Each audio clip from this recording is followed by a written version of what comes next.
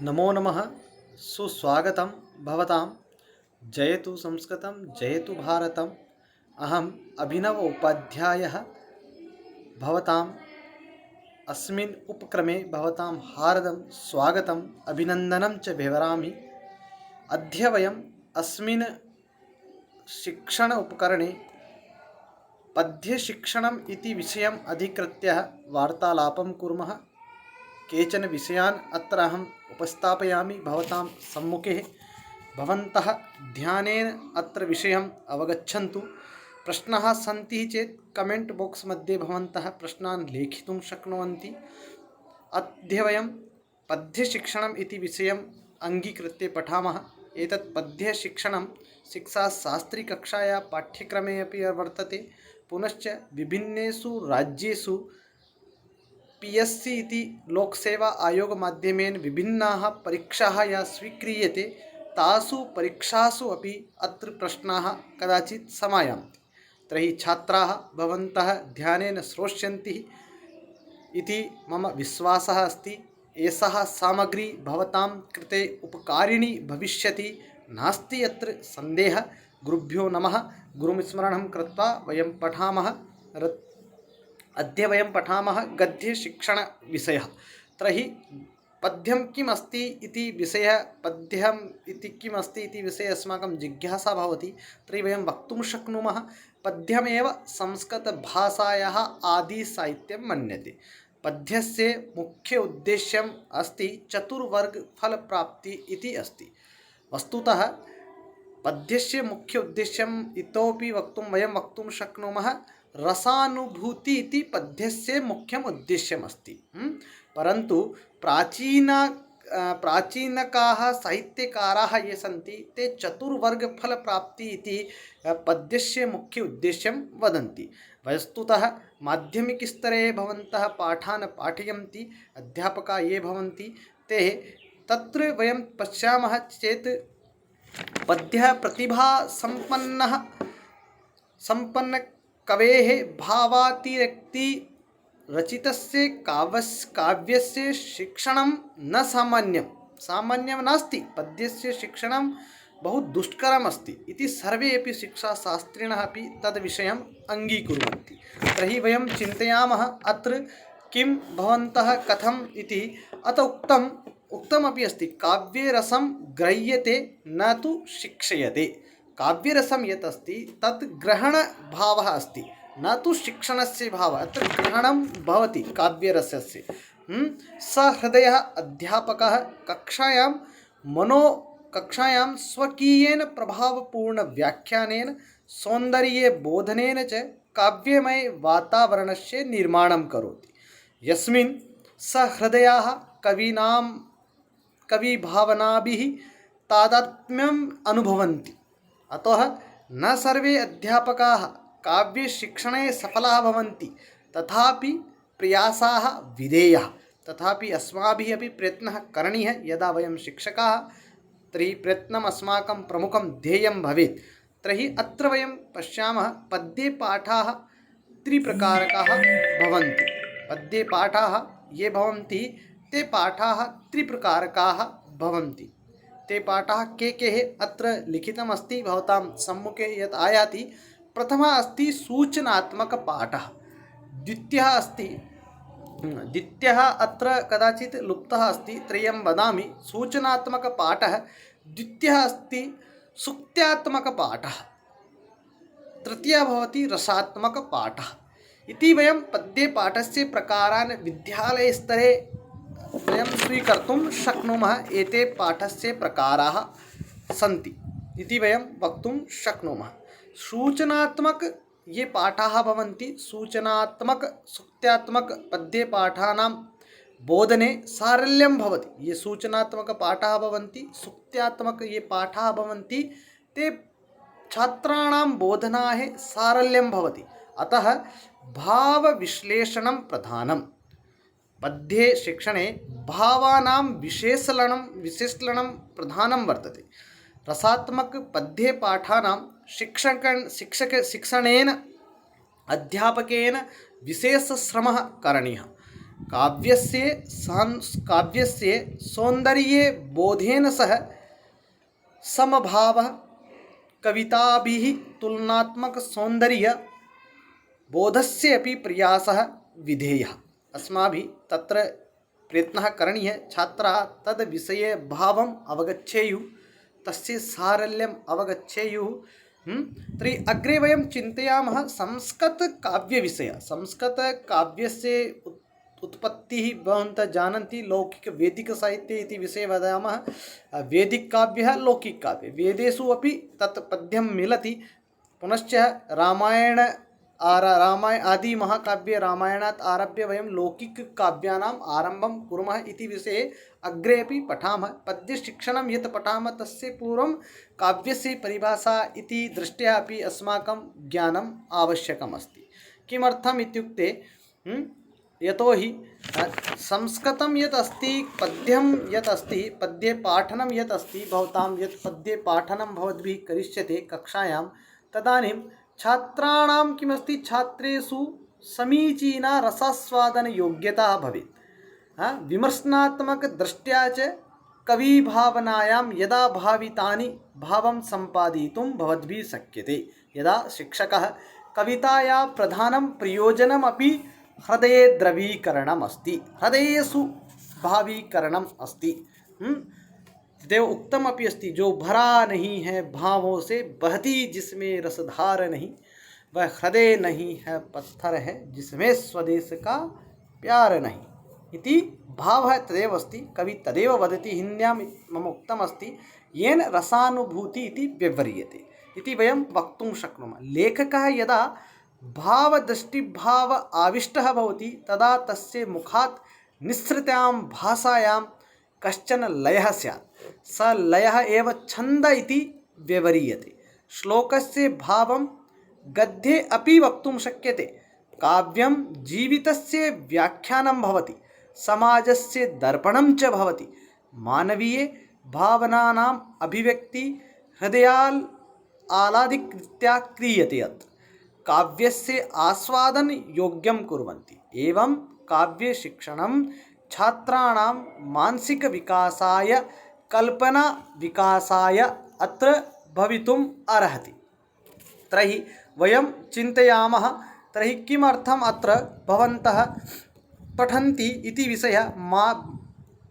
मानवीय भावना अभिव्यक्तिः हृदयालकृत्या क्रियते, काव्यम् आस्वादन योग्यं कुर्वन्ति। एवं काव्य शिक्षणं छात्राणां मानसिक विकासाय, कल्पनाशक्तेः, रचनात्मक प्रवृत्तेश्च विकासाय, सौन्दर्यानुभूते च उपयुज्यते। अनेके आचार्याः काव्यलक्षणं बहुधा व्याख्यातं वर्तते। तेषां विषयः वयम् अत्र सूक्ष्मदृष्ट्या विवेचनं कुर्मः। प्रथमदृष्ट्या काव्यलक्षणम् अग्निपुराणे दृश्यते। अग्निपुराणं यत् अस्ति तत्र बहु महान् पुराणः एतद् वर्तते। अस्मिन् महापुराणे भारतस्य बहुविधज्ञानविषये अत्र प्रतिपादितमस्ति। भवन्तः यदा समयं प्राप्नुवन्ति एकवारम् अग्निपुराणस्य अवलोकनं निश्चयेन कुर्युः। तत्र विषयसूचीं पश्यन्तु, के विषयाः सामाजिकाः वर्तमानप्रासङ्गिकविषयाः भवितुम् अर्हन्ति, तद्विषये अपि भवन्तः तत्र पठन्तु इति मम आग्रहः भवतां कृते अस्ति। अस्तु, तर्हि अग्रे चलामः। प्रथमदृष्ट्या अस्माभिः उक्तं काव्यलक्षणम् अग्निपुराणे दृश्यते। तर्हि अग्निपुराणे काव्यलक्षणं किम् उक्तमस्ति? संक्षेपात् वाक्यम् इष्टार्थव्यवच्छिन्ना पदावली, काव्यं स्फुरदलङ्कार गुणदोषवर्जितम् इति काव्यस्य परिभाषा तत्र अग्निपुराणे उक्तमस्ति। अत्र अभिप्रायः किम् अस्ति?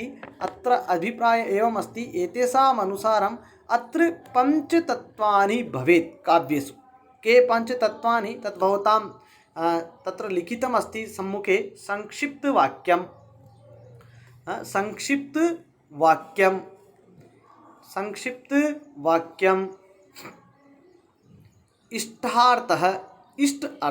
इष्टार्थः, अलङ्कारः, गुणाः, दोषराहित्यम् एतेः पञ्चतत्त्वानि तत्र भवन्ति चेत् तत्र काव्यमिति भवितुम् अर्हति। अन्यः अस्ति अस्माकं विश्वनाथः साहित्यकारः, प्रसिद्धः साहित्यकारः अस्ति। तेनापि उक्तमस्ति वाक्यं रसात्मकं काव्यम्। एताः परिभाषाः अत्र भवद्भिः किमर्थम् अत्र पाठिता वर्तते, किमर्थं भवद्भिः बोधिता वर्तते, एतस्य कारणमस्ति भवन्तः प्रतियोगितापरीक्षां यदा लिखन्ति तदानीमपि एतत् काव्यलक्षणं तत् परीक्षासु कदाचित् पृच्छते। तथा पुनश्च संस्कृतस्य काव्ये परिभाषा भवन्तः संस्कृतछात्राः, संस्कृत अध्यापकाः सन्ति तर्हि एताः परिभाषाः भवद्भिः स्मरणीयाः, सर्वदा स्मृतिपथे भवेत् इति धिया मया अत्र उपस्थापनं कृतमस्ति। वाक्यं रसात्मकं काव्यम् इति विश्वनाथः। अग्रिमः अस्ति साहित्यकारः जगन्नाथः। जगन्नाथेन उक्तं रमणीयार्थक प्रतिपादकः शब्दः काव्यम्। मम्मटः इति महान् साहित्यकारः वर्तते।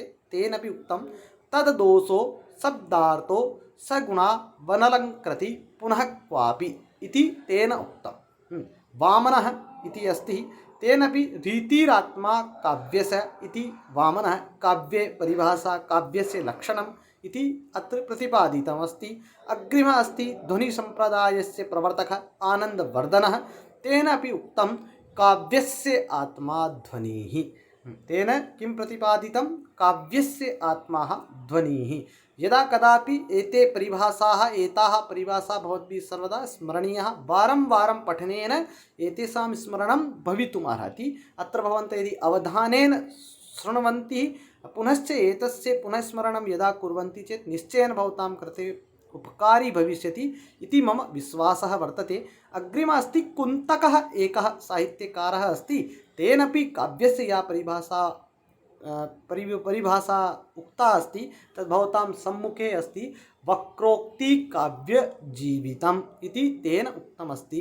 कालिदासः अपि तत्र लिखति क्षणे क्षणे यत् नवताम् उपेति तदेव रूपं रमणीयतायाः इति कालिदासः काव्यस्य परिभाषां, पद्यस्य परिभाषां प्रतिपादयति।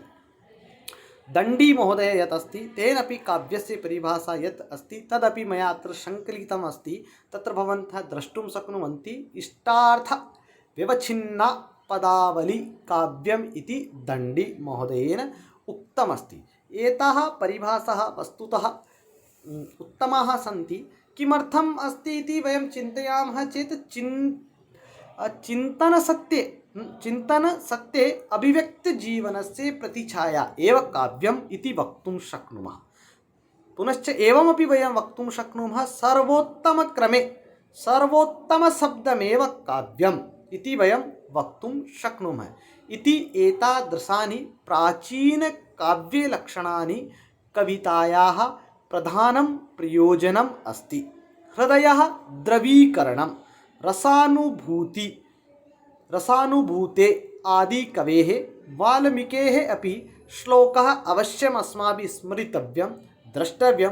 तेनपि तत्र भवन्तः जानन्ति एव प्रसिद्धं श्लोकमस्ति। तत्र भवन्तः सर्वे स्मरन्ति मा निषाद प्रतिष्ठां त्वमगम शाश्वती स्म यत् क्रौञ्च मिथुनाद मेकवधि काममोहितम् इति भवन्तः सर्वे श्रुतं स्यात्। तत्र प्रतिपादितमपि अस्ति। किं प्रतिपादितमपि अस्ति? तमसा नदीतीरे व्यधा व्याधः कश्चन क्रौञ्चमिथुनाद् एकम् अवधीत्। हृदयविदारकं तद्घटनां दृष्ट्वा वाल्मीकि स्वयाम् अनुभूतिं श्लोकरूपेण व्यक्तीकृतवान्। अर्थात शोकः श्लोकत्वाम् आगतः। एषा अनुभूति एव रसानुभूति इति कविता परिभाषायाम् उच्यते। पुनश्च अस्माभिः अत्र ज्ञातव्यमपि अस्ति। वयं काव्यशिक्षणं यदा छात्रान् पाठयामः, शिक्षकाः वयं, तर्हि अस्माकम् उत्तरदायित्वम् अस्ति यत् वयं संस्कृतकाव्यपरम्परायाः विषये अपि अस्माकं ज्ञानं स्यात्।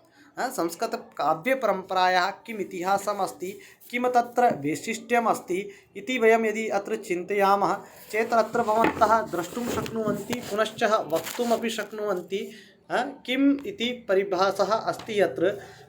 तर्हि संस्कृतकाव्येषु संस्कृतकाव्यपरम्परासु यदि वयं चिन्तयामः चेत् अत्र भवितुम् अर्हति, भवन्तः जानन्ति एव सर्वे अपि, किमस्ति संस्कृतकाव्येषु रामायणं, महाभारतं, श्रीमद्भागवतं, पुराणानि च उपजीव्ये काव्यानि सन्ति।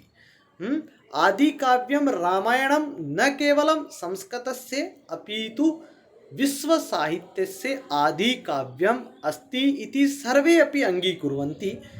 अस्मिन् महाकाव्ये भवन्तः सर्वे जानन्ति एव 24,000 सन्ति। 24,000 इत्युक्ते 24,000 श्लोकाः अत्र सन्ति। रामायणस्य बहु वैशिष्ट्यमपि अस्ति।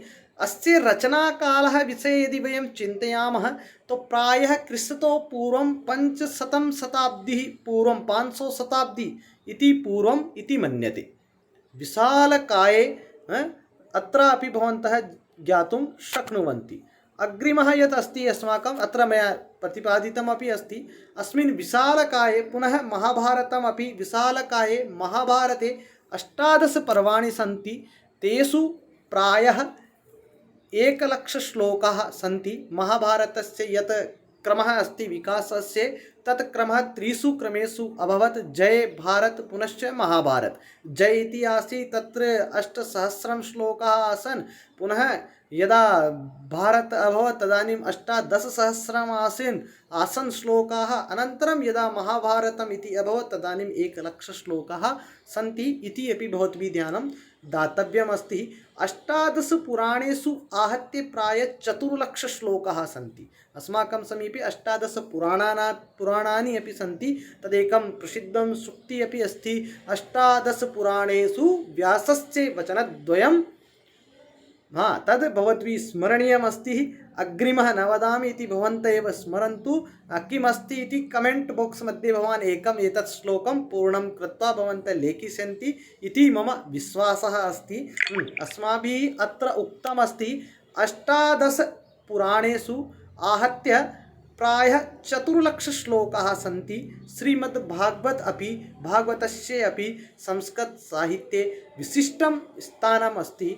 महाकाव्ये परम्परायाम् एते प्रसिद्धाः के ग्रन्थाः सन्ति ते ग्रन्थाः अपि अत्र मया उपस्थापिताः अस्ति भवतां स्मरणाय। यतोहि एतेषां पाठ्यांशः एव पाठ्यपुस्तकेषु भवन्ति। तद् एतस्यैव पाठ्यांशः भवद्भिः पाठ्यपुस्तकेषु छात्रान् पाठनीयाः भवन्ति। शिक्षाशास्त्री छात्राः विद्यालयेषु गत्वा पाठयन्ति। अध्यापकः भूत्वा अपि एतेषामेव क्रमः भवद्भिः पाठनीयः भवति। तत्र अस्ति कालिदासः। कालिदासेन किं रघुवंशं, कुमारसम्भवं, भारवी इत्यनेन किरातार्जुनीयम्, अश्वघोषः बुद्धचरितं, भट्टी भट्टिकाव्यं, कुमारदासः जानकीहरणं, माघः शिशुपालवधं, रत्नाकरः हरविजयः, पुनः इतोपि काव्यानि सन्ति। तेषां विषयः भवन्तः ज्ञातव्यमस्ति। रावणार्जुनीयम् इति अस्ति श्रीभट्टः, श्रीहर्षः नैषधीयचरितम् अस्ति, रत्नाकर श्रीहरविजयः अस्ति। बहूनि एतानि काव्यानि सन्ति भवद्भिः स्मरणीयानि सन्ति। मया अत्र भवद्भिः परिचयकारणात् अत्र उपस्थापितम्। अग्रिमः वयं चिन्तयामः पद्यशिक्षणस्य उद्देश्यानि। यतोहि भवन्तः जानन्ति एव मानवः यः अस्ति, मानवः बुद्धिमानी प्राणी अस्ति, बुद्धिजीवी इति उच्यते। तदेव उक्तमपि अस्ति प्रयोजनं मनुद्देश्य मंदोपि न प्रवर्तते। प्रयोजन के बिना मूर्ख लोग भी अपना कार्य नहीं करते हैं। तो आप तो शिक्षक हैं, तो बिना प्रयोजन के कोई कार्य नहीं होता है। तदर्थमेव पद्य शिक्षणस्यपि कानिचन उद्देश्यानि निर्धारितानि सन्ति। अत्र यानि उद्देश्यानि प्रतिपादितानि सन्ति तानि उद्देश्यानि माध्यमिकस्तरः पुनश्च प्राथमिकस्तरस्य उद्देश्यानि अत्र सम्मिश्रितरूपेण अत्र मया उपस्थापितानि सन्ति। उच्चस्तरे पद्यशिक्षणस्य उद्देश्यानि परिवर्तितानि भवन्ति, स्तरानुगुणं स्तरानुसारम् उद्देश्यानि परिवर्तितानि भवन्ति। ये छात्राः सी टेट, यूपी टेट और राजस्थान टेट और आरपीएससी प्रथम श्रेणी द्वितीय श्रेणी परीक्षां लिखन्ति, तेषां कृते अपि माध्यमिकस्तरस्य उद्देश्यानि एव कदाचित् परीक्षासु पृच्छ्यते। तदेव छात्राणां हितं दृष्ट्वा एव अत्र बहु प्रयत्नं कृत्वा अत्र उद्देश्यानि मया चितानि सन्ति। एतानि चितानि उद्देश्यानि भवतां कृते उपकाराय भविष्यति इति अहं परजगदम्बरम्बां प्रार्थये। अग्रिमः अस्ति संस्कृतकाव्यं प्रति रुचि उत्पादनम् इति प्रमुखम् उद्देश्यमस्ति। संस्कृतकाव्यं प्रति छात्रस्य उन्मुखीकरणं स्यात्, छात्रस्य रुचिः कथम् उत्पन्ना भवेत्, तदर्थं संस्कृतकाव्यं प्रति रुचि उत्पादनम् इति प्रमुखं लक्ष्यमस्ति। द्वितीयमस्ति गति लय भावानुगुणं पद्ये पाठक्षमता उत्पादनम्। छात्रः गतिपूर्वकं लयपूर्वकं भावानुगुणं पद्ये पाठक्षमता तस्य अवगच्छेयुः, स छात्रः पाठम् अवगच्छेयुः, अध्यापकः तदनुगुणं पाठस्य उपस्थापनं कुर्यात्, पद्ये पाठस्य उपस्थापनं तया रीत्या कुर्यात् इति ध्यानम् अत्र दातव्यमस्ति। अग्रिमः अस्ति काव्यसौन्दर्यानुभूति। काव्यं यत् अस्ति प्रमुखम् अस्ति, काव्येषु सौन्दर्यस्य अनुभूतिः छात्रः कुर्यात्, यत् भावः अस्ति तद् भावस्य अङ्गीकारं सः कुर्यात्, तस्य सौन्दर्यस्य अनुभवं सः कुर्यात् इति प्रमुखं लक्ष्यमस्ति। अनुभवजन्यं ज्ञानम् इति अस्माभिः उच्यते। अग्रिमः अस्ति कल्पनाशक्तेः रचनाशक्तेः संवर्धनं विकासः च। कल्पनाशक्तेः रचनाशक्तेः संवर्धनं विकासः च। यतोहि काव्यं यदा छात्रः पठति चेत् सः तद् यद् विषयः तद् उपस्थापितम् अस्ति तद् विषये चिन्तनं करोति। कदाचित् चिन्तयतु प्रकृतिसौन्दर्यम् इति विषयः पाठ्ये उपस्थापितम् अस्ति, तदानीं छात्रः तद् प्रकृतिसौन्दर्यविषयं कल्पनां करोति। कथं भवितुम् अर्हति, कीदृशानि वृक्षाणि स्यात्, उन्नतानि पर्वतानि सन्ति, एवं विभिन्नविषयेषु सः कल्पनां कुर्वन्ति। विभिन्नविषयेषु तत्र तस्य रचनाशक्तेः संवर्धनशक्तेः विकासः भवेत्। तदर्थमेव शिक्षकः अपि उपस्थापनक्रमं तादृशम् अङ्गीकुर्यात् इति अत्र अग्रे बोधयामः। कथं शिक्षणपद्धतयः सन्ति, पद्यशिक्षणस्य का विधयः सन्ति, अग्रिम यदस्माकं यत् भविष्यति वीडियो तत्र भवद्भिः तत्र प्राप्स्यते। अग्रिमः अस्ति विभिन्नकाव्यशैलीनां परिचयः। यदा छात्रः पठति तदानीं विभिन्नकाव्यशैलीनां परिचयं प्राप्नोति। विभिन्नकाव्यशैलीनां परिचयपुरस्सरं सः तत्र पठति।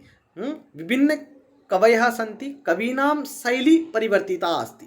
केचन कवयः सरलं लिखन्ति, केचन गूढं लिखति, केचन इतोपि गभीरं लिखति। तद् काव्यशैलीना छात्राः परिचिताः भवन्ति। अध्यापकस्यपि तदेव कर्तव्यमस्ति, सः छात्रान् तदेव विभिन्नकाव्यशैलीनां भेदशैलीनां ज्ञानं कारयेत् इति। अग्रिमः अस्ति कवेः व्यक्तित्वस्य काव्ये महत्त्वस्य च परिचयः। यतोहि यदा काव्यं पठन्ति छात्रः तदानीं कवेः व्यक्तित्वस्य अपि ज्ञानं करोति, पुनः तस्य काव्ये महत्त्वस्य अपि परिचयस्य अपि ज्ञानं प्राप्नोति। पद्यस्य उदात्तभावनां जीवन आदर्शानां च परिचयेन नैतिकविकासः। सः पद्यस्य उदात्तभावनां तत्र उदात्तभावाः तत्र भवन्ति। वसुधैवकुटुम्बकम् इति भावः अस्माकं संस्कृतसाहित्यग्रन्थेषु प्रतिपादितमस्ति, तदेव उक्तमपि अस्ति। अस्माकं ये नैतिकविकासाः सन्ति तद्विषये अपि अस्माकं साहित्येषु शास्त्रेषु भूरिशः श्लोकाः अस्माभिः प्राप्यन्ते। तदहि नैतिकताविषये अपि उक्तमपि अस्ति। एतद्देशप्रसूतस्य सकाशात् अग्रजन्मना स्वस्वचरित्रं शिक्षेरेन् पृथिव्यां सर्वे मानवाः इति भवन्तः जानन्ति एव। अग्रिमः यदस्ति छन्दसः सम्बन्धज्ञानसम्पादनं। छात्राः यदा पद्यपाठान् पठन्ति तर्हि छन्दसः सम्बन्धज्ञानं ते सम्पादयन्ति। अग्रिमस्ति रसालङ्कारध्वनिज्ञानसम्पादनं।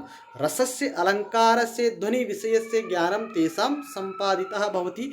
एष रसालङ्कारविषयः माध्यमिकस्तरे उच्चमाध्यमिकस्तरे भवन्तः अङ्गीकारं कर्तुं शक्नुवन्ति। विविधरीतीनां विवरणं। तत्र ये रीतयः सन्ति संस्कृतकाव्येषु एतद् स्तरः अपि उच्चस्तरे भवन्ति एतत् उद्देश्यं स्वीकर्तुं शक्नुवन्ति शब्दभण्डारवृद्धिकरणं शब्दभण्डारस्य वृद्धिकरणं प्रायः प्रारम्भिकस्तरात् माध्यमिकस्तरे उच्चमाध्यमिकस्तरपर्यन्तं शब्दभण्डारस्य वृद्धिकरणं साहित्यपठनेन भवति एव इति भवतामपि अनुभवः अस्ति अस्माकमपि अनुभवः अस्ति यावत् पुस्तकानि वयं पठिष्यामः तावत् अस्माकं शब्दकोशः वर्धितः भवति नूतनशब्दान् वयं ततः प्राप्नुमः अस्माकं व्यवहारः अपि तादृशः भवति शब्दभण्डारे वृद्धिः भवति शब्दभण्डारस्य वृद्धिः भवति तदानीमेव अस्माकं भाषायामपि परिष्कारः भवितुमर्हति भाषायां सौष्ठवं भवितुमर्हति इति वयमत्र वक्तुं शक्नुमः।